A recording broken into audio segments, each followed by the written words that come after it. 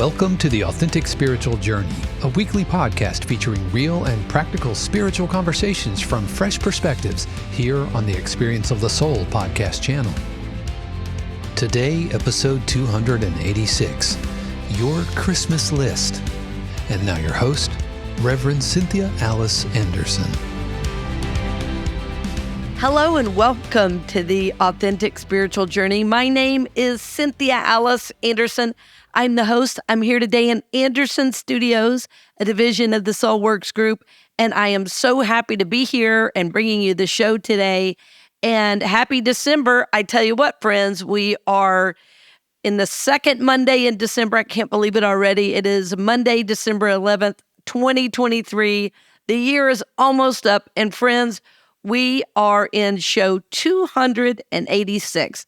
This is the Authentic Spiritual Journey, show 286, and the title of today's show is Your Christmas List.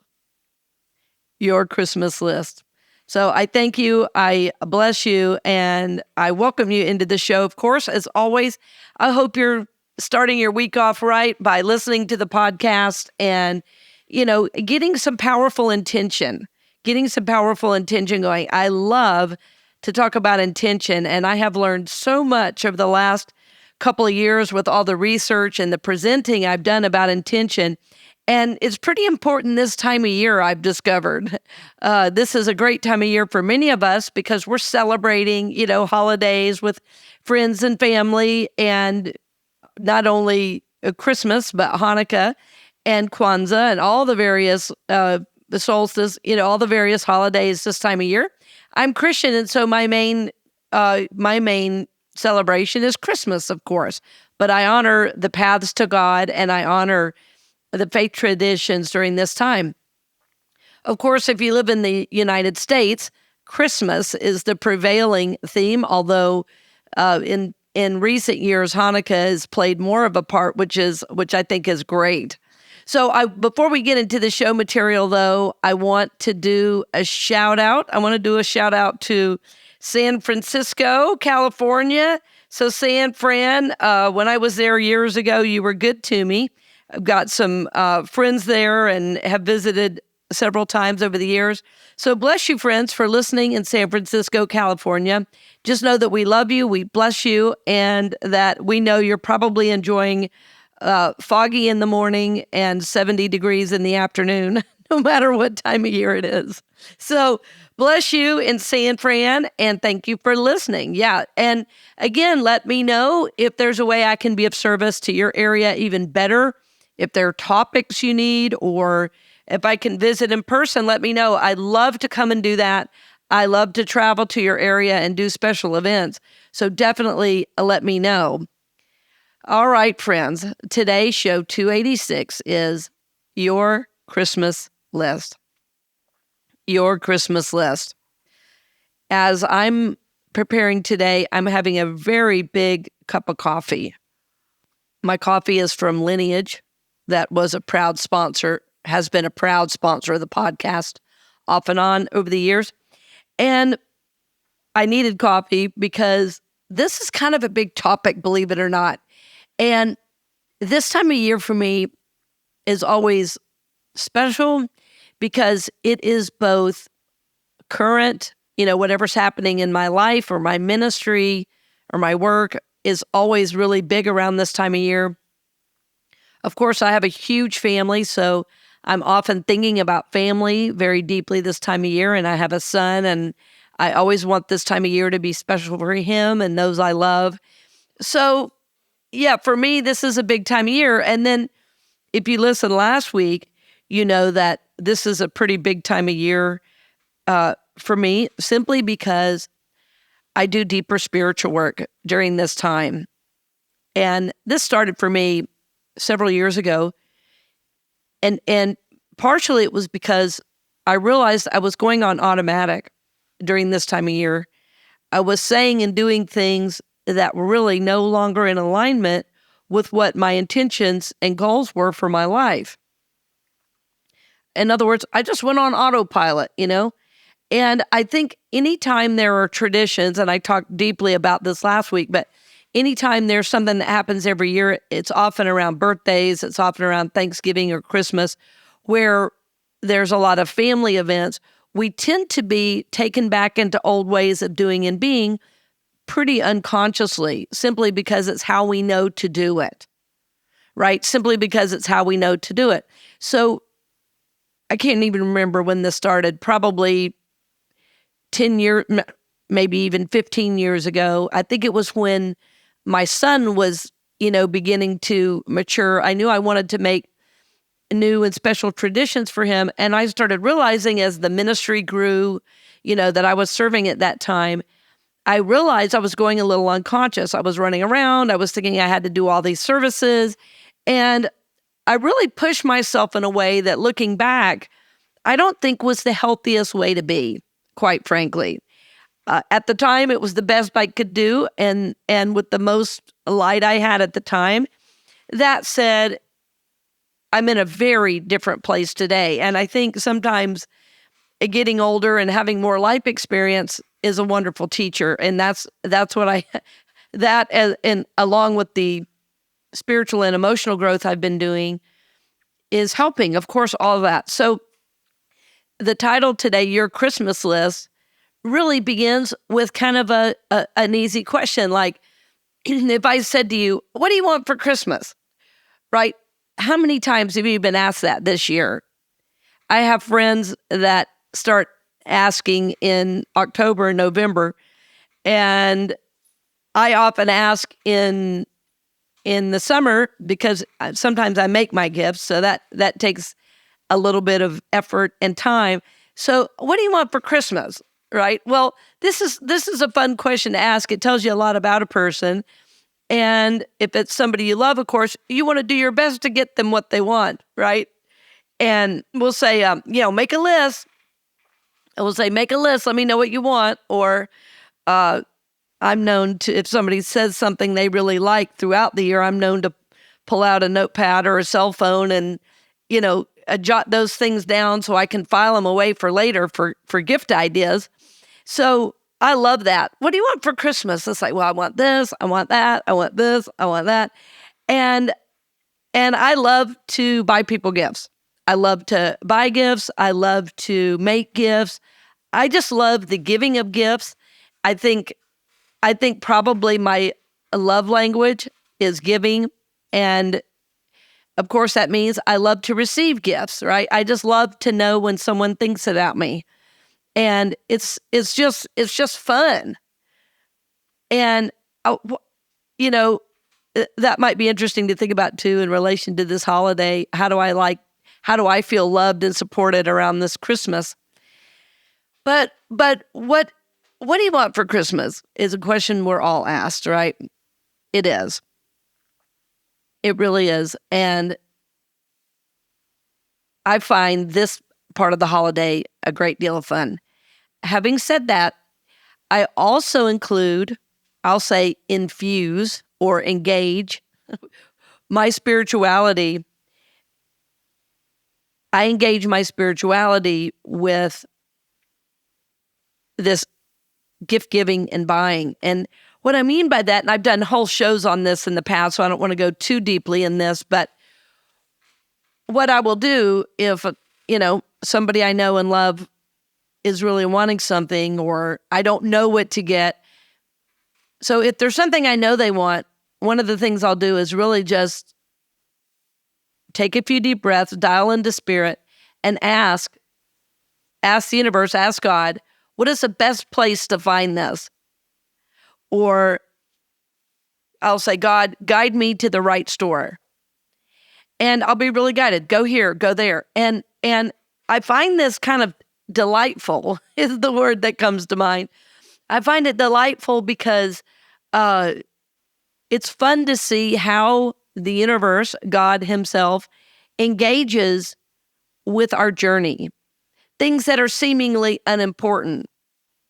I used to have a friend years ago who would say, well, isn't God a little busy for stuff like that? Well, see, God is everywhere. God is everywhere present, and there's no limit to God. So God is everywhere at the same time. I learned many years ago that God is a circle whose center is everywhere and whose circumference is nowhere. In other words, wherever we are, God is. So there's always plenty of God to go around. There's always plenty of God to go around. So me engaging my spirituality with, gift giving and buying has been really fun because it's developed this sense of trust with my intuitive self. It's developed this sense of trust and connection with God. So it may seem like a small thing, but it's amazing how in a very busy season, I can be and choose to be not busy. The last several years, I have been less busy at Christmas than any other time of the year, simply because of my spiritual journey being deeper and because of setting different intentions and goals around my time during the holidays. I don't have to be exhausted by the time I get to Christmas. That was one of my unconscious ways of walking through the holiday. As I said, I would be running around, doing all the stuff, running to a million stores, also thinking I had to make gifts. My expectations that I put on myself and how unconscious I went was really astounding. The more conscious I get, I go, wow, I was just wearing myself out, and I don't really have to do that. And it's hard because our whole culture says you have to do that, right? Even though all the songs are, it's the most wonderful time, it's the most wonderful time of the year. We that's what it's supposed to be, but it's usually a time of stress and worry, overspending and debt. If somebody's saying Christmas songs about what really happens during the holidays, it would be a very different feel. So I love the intention, though, of it's the most wonderful time, and I think it can be. That said, I think it only is when we are becoming conscious beings. And this is something I keep coming back to. So the question is, am I being conscious as I walk through this holiday? In other words, is there room for more consciousness? And of course, the answer is yes, of course, there is room for more consciousness. So isn't it amazing how we started the show saying, kind of surface level, what do you want for Christmas? And all of a sudden now, simply with changing our mindset and shifting perspective, Christmas is already becoming more conscious in how we want to walk through it. I really hope that as I'm saying these things, you're sensing a different energy in yourself. I sincerely hope that as I'm saying these things, you're sensing a different energy in yourself and a shift in perspective. And friends, interestingly, I have become a bit of a specialist in this area. Not that I'm special, but I have specialized training and focus on the area of shifting mindset, of changing perspective, and the dramatic impacts that has on how you experience life in the world. I've become specialized through study, through looking at the world through what's called an archetypal lens, as well as working with professionals from all around the country who work in a variety of settings, medical, corporate, nonprofit. And interestingly, all of us, no matter what we do, no matter what our career may be, or even what our family system or dynamic is, if we change how we're looking at the situation, in other words, if we change our perspective and mindset, we start to experience similar events very differently. And I hope you're hearing that in this show and that you're coming with me on this journey of consciousness. Because friends, I'm on it too. And am I doing every holiday perfectly? I don't think there's any such thing. So the answer to that is no, I'm not doing it perfectly. Each holiday, am I seeking to become more conscious? Yes. Yes. Each holiday, as I work with Spirit on what I buy and where I go, do I feel more connected and supported? Yes. And I've learned when I feel more connected and supported, life is just better. I also know that as much as I love people and individuals and family, no one can support me like God can. And if you didn't hear the show yet, God Loves Me, I want to encourage you to go back to that one. That'll help you understand context for what I'm talking about today. So I talked a little bit about, moving from, this kind of surface idea, what do you want for Christmas, to, wow, how can I engage with my spirituality in this? And I'll use the word even infuse, because I was just reading an article the other day about narcissism. I was working with somebody who has a difficult person in their life who is a narcissist, and I wanted to check on the symptoms that I had remembered.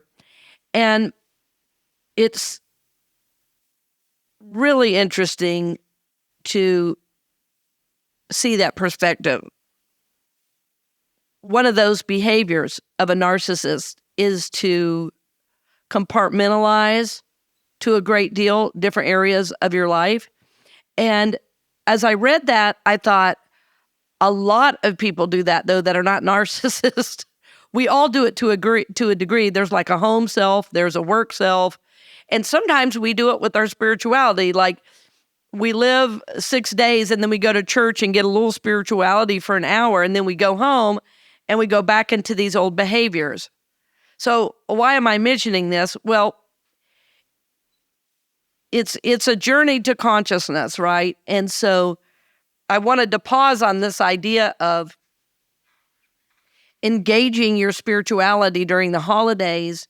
And the other word I keep using is infusing, because the fact is, all of the holidays, no matter what your tradition, have a spiritual component. And what's happened in our culture is that we've been so marketed to about getting things and buying things that we've missed the whole point of the holiday. So my goal for my life and my hope for you as you're listening is that you're going to go, oh, well, that's right. Like, as I'm reminding you, I'm reminding myself. It's not just about everything I can buy or anything I can get. It's about a beingness and celebrating the Christ birth. And that's been lost with the consumerism and the commercialism of, at least of American society. I'd love to hear, if you're in another country, your experience of Christmas from your culture. But what I've really learned is that it's a lot of the things that are happening in the U.S. are happening around the world, as I hear from many of you. So it's like, how do we infuse or engage or, bring to light our spiritual journey and give context to what's happening in our holiday experience, our Christmas experience, our Hanukkah experience. So the next phase of this idea of your Christmas list is really about spiritual maturity, and this is what I'm talking about. Today is really about, moving into your spiritual maturity in a different way and a deeper way, and thinking about, when we're thinking about our Christmas list, as I started, it's, and as I said, it's very much the personal, it's very much the surface, it's very much the personality of me and mine. And when you think about our development as humans, at 2 years old, about 2 years old is where children say me and mine, mine, mine, mine. If you've had children, you remember that. Unfortunately, people now call that the terrible twos. And I did not experience that with my son at all, that they were terrible. But I use that as a frame of reference, because you've probably heard that. Well, that's why they're terrible, that people say, because it's all mine, mine, mine. That's no fun to be around. So when adults are like that, mine, that's called narcissism, right? Everything's about me. So think about the way we develop as children into, preteens, teens, adults. And then think about your spiritual journey and how that's developed. Think about that, how your spiritual journey has developed. And we talk on the show a lot about being an evolving soul. Well, are we evolving? That's a question we ask ourselves. Am I evolving? The idea when we evolve is that we move from the personal to the collective. The evolving soul moves beyond the limited personal self or the personality self. Often spiritually, we call that the ego. We love to demonize the ego. That's why I often like to just call it the personality, because in psychology, the ego is the self, right? So we want to be careful about that. But we want to, as souls, in other words, in the spiritual aspect of ourselves, we want to move beyond the limited and the personal of me and mine and move into the collective. Now, as I say that, it doesn't mean that we don't have needs, wants, and desires. We're all humans. That's fine. But when we only want for me and mine,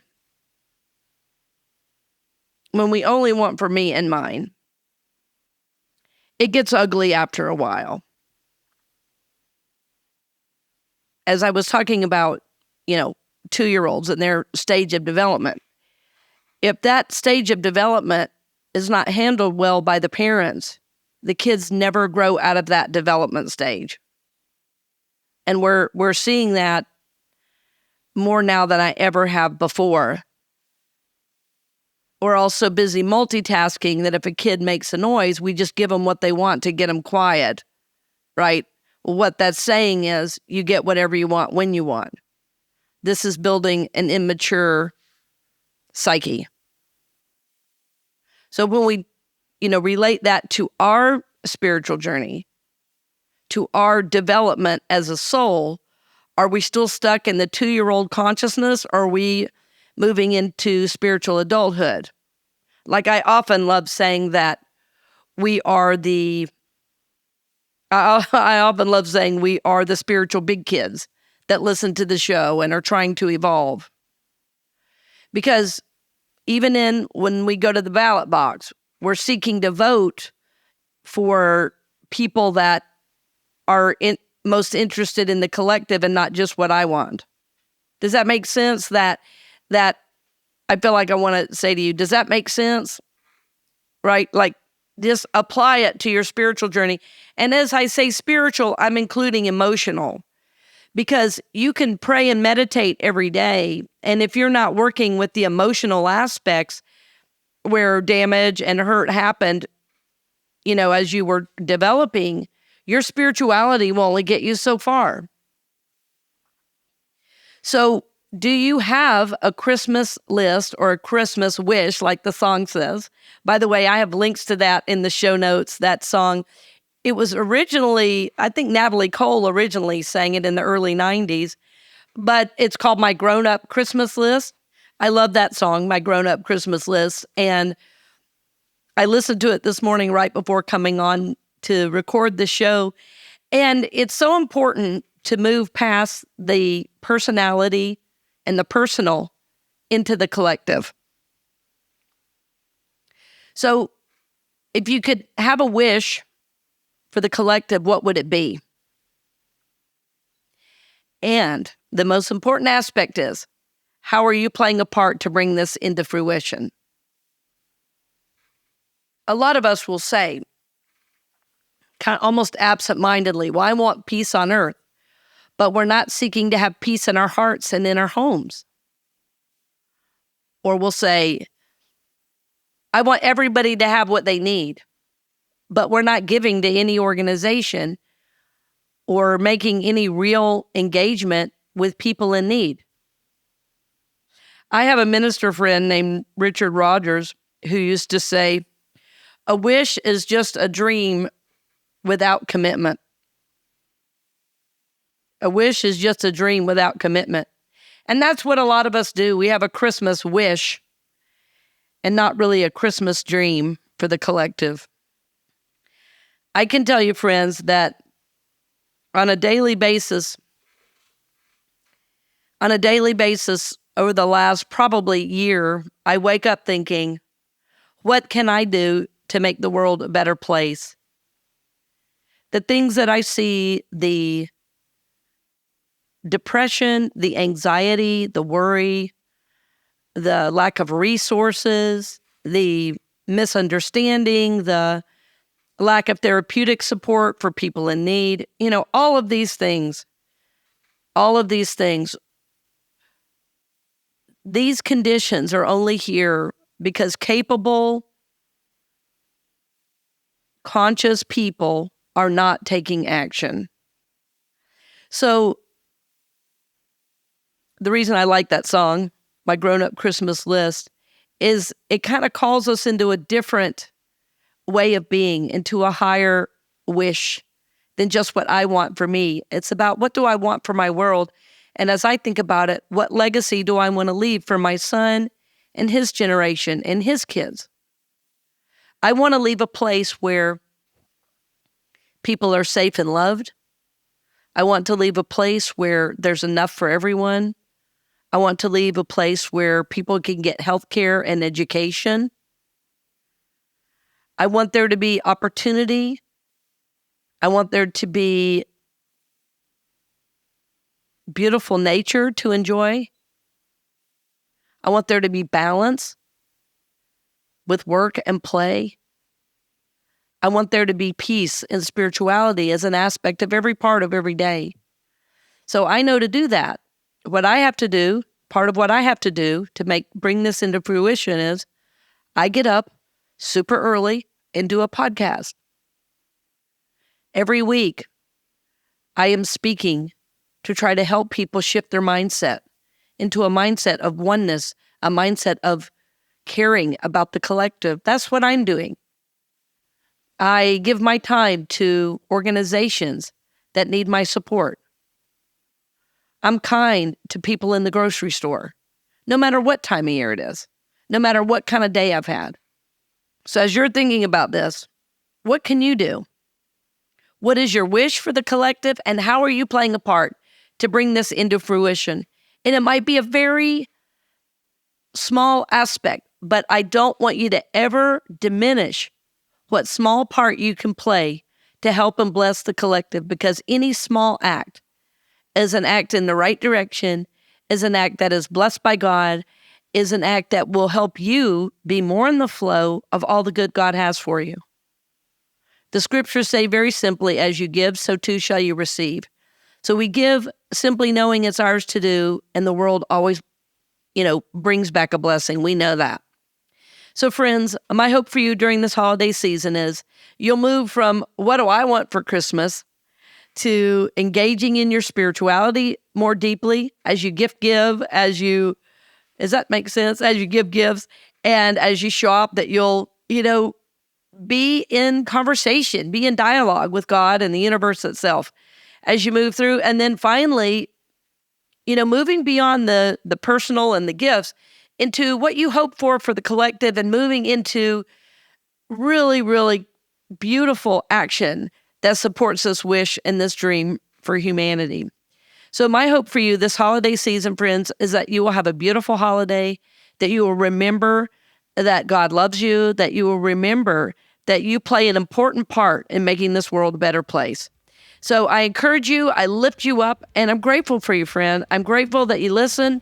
And for all those who support financially, thank you from the bottom of my heart, because this is my goal, this is my dream, and this is my vision as a way to help the world, and you help make that possible. So thank you, dear friends, for joining us today. I look forward to seeing you next week with our special guest, and blessings on the journey. We hope you've enjoyed this episode of The Authentic Spiritual Journey here on the Experience of the Soul podcast channel. This channel is made possible because of listeners just like you. If you would like to support the channel with your tax-deductible contribution on an ongoing basis or through a one-time gift, head over to experienceofthesoul.com/support. The Authentic Spiritual Journey is copyright 2023, Cynthia Alice Anderson, all rights reserved. Our theme music is composed by Dave Croft and used with permission from RR Hot Publishing. The Experience of the Soul podcast channel is a production of 818 Studios.